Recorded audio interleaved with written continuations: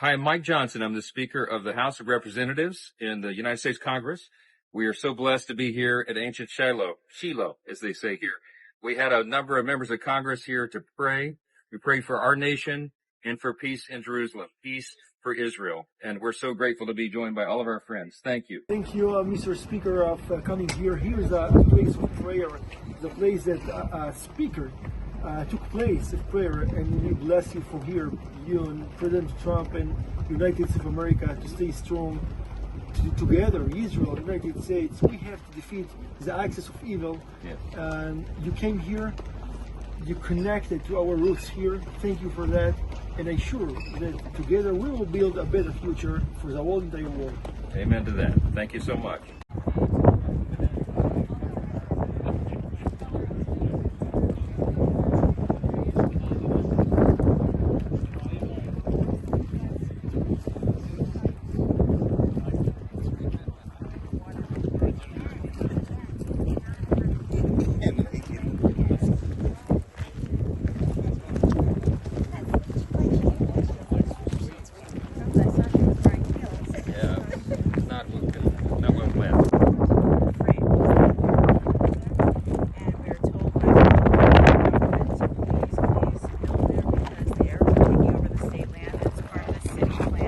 Dr. Anthony Harper here, blessed to be in the area of Judea and Samaria with Governor Israel Ganz, and explain your position. It is so important to meet with you about the Judea and Samaria area, especially when I think about in light of the Knesset vote recently about honoring Israel's sovereignty over Judea and Samaria, as well as the Jordan Valley. So your position, your full title here is? So my name is, as you mentioned, my name is Israel Ganz, and I am the governor of the Binyamin Regional Council, and also the head of Yesha Council. Yesha is an umbrella organization of all the authorities in Judea and Samaria. Initiative words like Yesha, it's Judea and Samaria in Hebrew.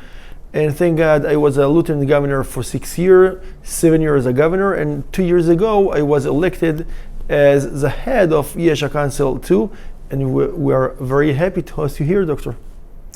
It's great to be here. This is so important position. And behind us are some flags. So this is the Israeli flag. As you can see here is the Israeli flag. Here is a flag of Binyamin. You can see here's a wolf. Wolf was a symbol of Benjamin, the tribe of Benjamin. We used to say, Doctor, wolf always back, because we have to be united, always together. We cannot stand alone. And here is a flag of Yesha, what we spoke before, Judea and Samaria. It's so important history. It is so important to be here.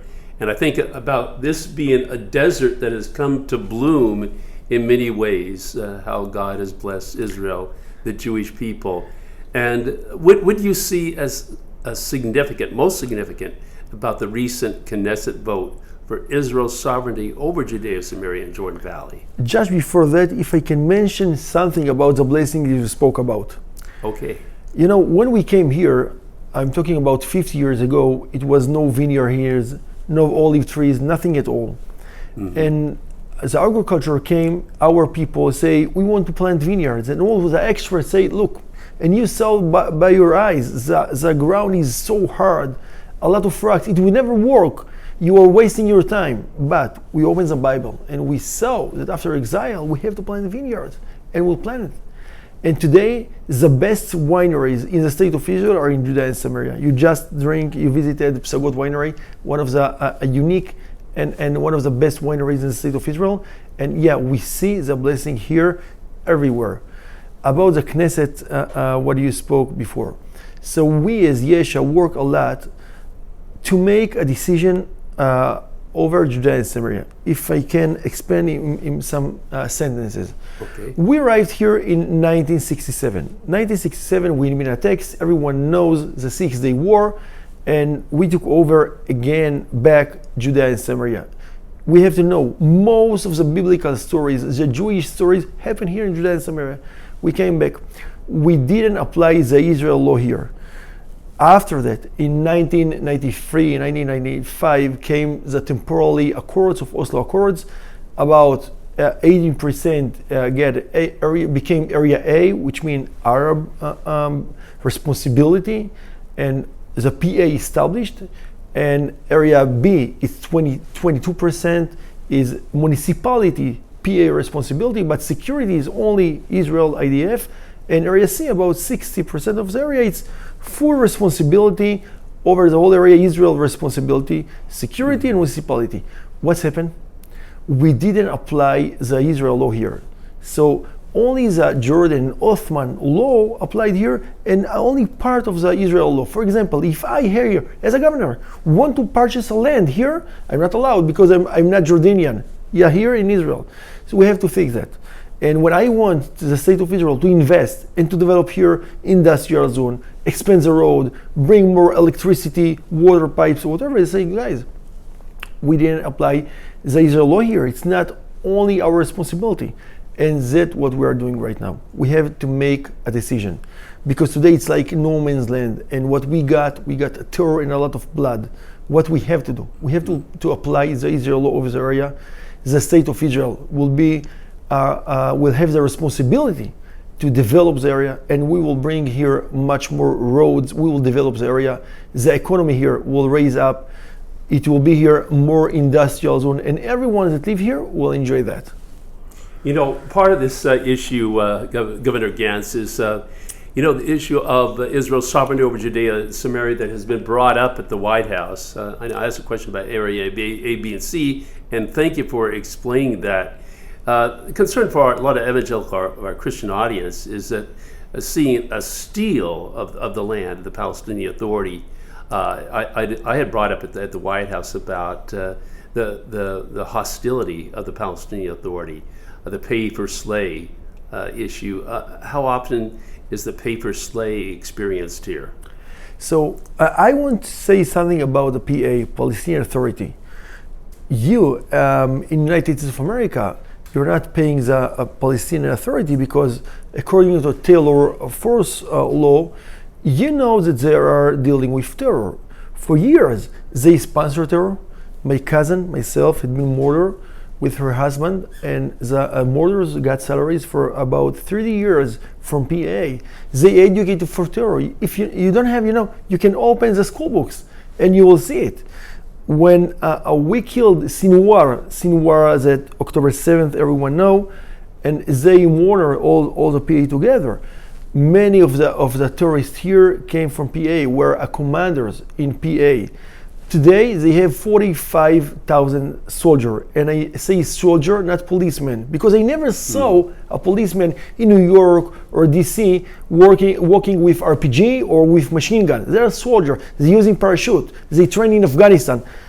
I think not many good things come from Afghanistan when you train people there. So I think today the PA is the most dangerous thing for the state of Israel. We have to remember that. Judea and Samaria, the border between Judea and Samaria and the state of Israel, it's about 300 kilometers.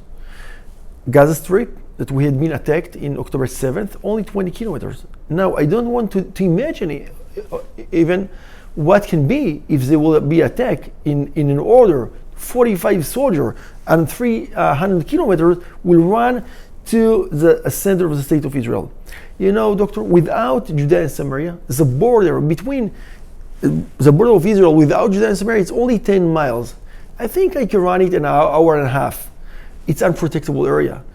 Judea and Samaria, we have historical justice right on this land, and not only that. If we want to save the state of Israel, we have to apply the law here, and to be sure that no one will establish here a terrorist state led by PA. Now, can you explain the Oslo Accord? I know the impact on regarding Area A, B, and C. This whole area, there's been some compromise over the years about this land of Israel. So, what is significance about the Oslo Accord influence on this agreement? So today we have to know, and Oslo Accords, I think they passed away years ago, and I want to explain why. In 2009, Muhammad Ashtiya, he was the prime minister of PA, he declared and he established a department, an office under prime minister office, that all his mission is to build illegally in Area C, under responsibility. Till today, they built 103,000 illegal infrastructure. It can be farms, it can be roads, it can be houses in Area C in our responsibility. They built, and you can run it at Google. They report annually. They have a budget of about billion shekels or dollar. I don't know, every single year. They have 600 employees. That's all their job, to build illegally in Area C. About Area A and B, today, the IDF, the Israeli army, operate in Area A and B because we understood, we figured out that they did nothing with terror there. And we found a lot of terror, infrastructure of terror in their towns, and we had to come there. You know, after the war began, the army killed here in battles in Judea and Samaria. They attacked our soldier, more than 1,500 terrorists here in Judea and Samaria, and arrested more than 50,000 terrorists in Judea and Samaria. We have to mention that since 2006, there were no election as a PA. When people ask me about their rights, I think the main right is to vote. What's the reason that they didn't have an election for almost 20 years? The only reason that everyone, including United States of America and in Israel, everyone understood that if they will have an election, Hamas will take over the government. We don't want Hamas here in Judea and Samaria, but we have them here in the street. In October 9th, 3 days after the war began, 86% of the Arab population in Judea and Samaria supported Hamas massacre. These are our neighbors. I can show you, if we have time, here in my table, I have a bullet that hit my own house. They shot my own house when my children and my wife were there. So we have to deal with terrorists, and we have to stay strong. For me, PA, it's the biggest terror organization in this area, and we must break it apart. So what happens if Israel doesn't become more forceful on that issue, insisting that the Palestinian Authority not steal this area, build illegally? What can be done as far as enforcement to make sure that doesn't happen? So the first step is apply the law. What I suggest, and we as Yesha Council suggest, to apply the law everywhere that is not populated by an Arab communities. We are talking about 80% of the area.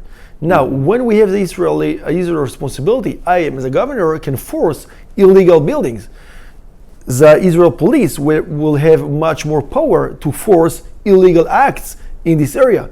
The Israel army, we have much more power. They will be much more powerful to act in this area because it will be our responsibility.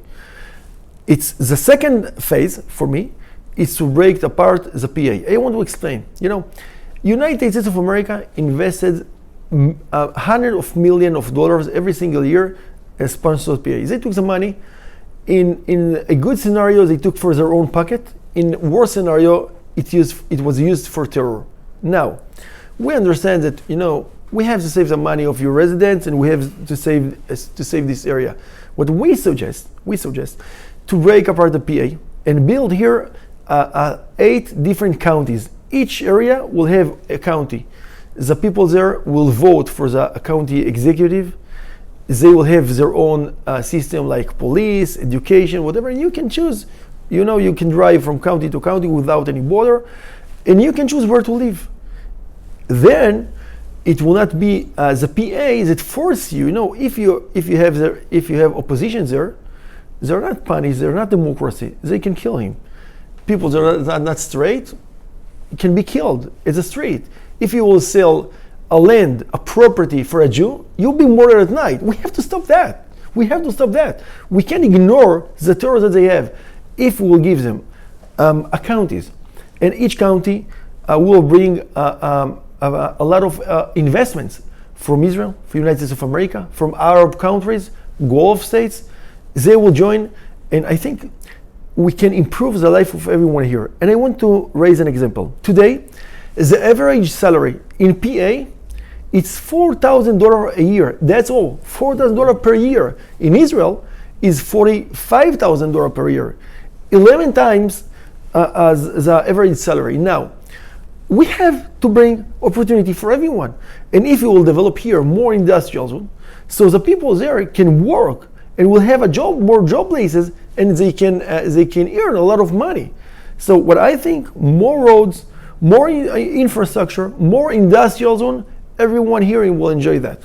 Well, what you should also think about is how can a vote be significant in favor of the Jewish people unless there is a super majority of Jewish voters in all these areas? So do you see that Israel needs more effort to have a super majority of Jewish voters in those voting areas? In our suggestion, we want to apply the sovereignty only over areas that are not populated by Arabs. Mm-hmm. In their area, if you live in Arab population area, you can vote for your executive county, not for the Israel government. Today we can take about 80% of the area and take inside only about 80,000 Arabs in this area. Those people will be residents, not citizens. You know, like Puerto Rico, United States of America. I heard in the United States of America there is about 10 million people, they're residents, they have rights, they have a social security number, but they don't have the right to vote for the government. And in Saudi Arabia, it's a much higher percentage, like about 90% of the people there are not citizens. And here they will be the same. And we have an example here in Israel, in East Jerusalem. They are residents, they are not citizens. They will enjoy a lot of rights that they don't have today, but they will not be able to vote for the government because we have to keep a stabilized situation that Israel government will decide for their own people. Okay. You mentioned earlier about did you say a bullet? Yeah. Now, you have a bullet here. It represents what has happened in light of a lot of lawlessness in here. And I know that you are the person to help prevent this lawlessness, that you are leading the way.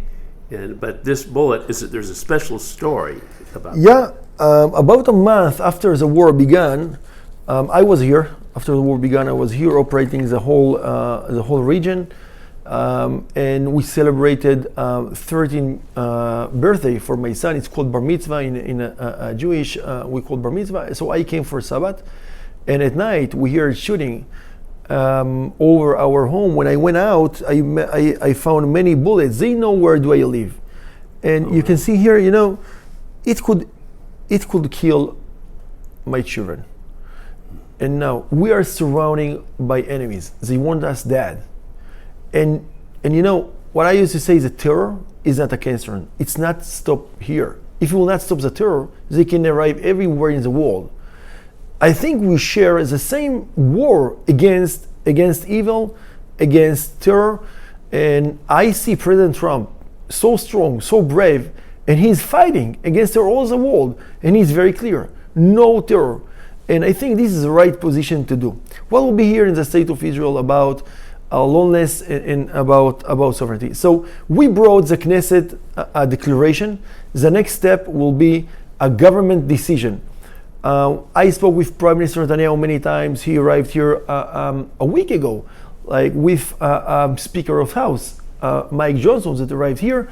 And yesterday I met with the First Lady, with his wife. We spoke about that. What I have to mention that in October, in the middle of September, it's about a month from today, middle of September, many countries from UN, they said that they are going to recognize a Palestinian state here in Judea and Samaria. For me, it will danger my own life, and my people, my residents here will be in a huge dangerous, because when they have a state, exactly like happened in Gaza Strip, you know, we gave them the land, and after 20 years, they murdered, they raped, they burned babies alive. We all saw that. Now, when they want to give Hamas a prize, give them a state after October 7th, they don't understand that they risk, maybe they understand, and they don't want to say that, they risk the state of Israel. To answer that, Israel has to react before that and apply the law before that. And that is what we demand from Prime Minister Netanyahu, from the minister who are very close to the government, to make the decision before UN. And then they will not be able to do that, because if we will have a decision, Israel's sovereignty over the area, no one can say that it will be a Palestinian state. Like, I cannot say that it will be a Palestinian state in the middle of Paris or in France or somewhere else. So that's what we're working to do, and I hope we'll make it soon. Well, many evangelical Christians oppose a Palestinian state giving away of land, and that's been such a crucial issue for, in light of the Jewish scripture in Joel chapter 3, verse 2, talks about God's anger towards anyone that scatters his people, divides up his land, and we have the promise, the blessings for those who bless Israel.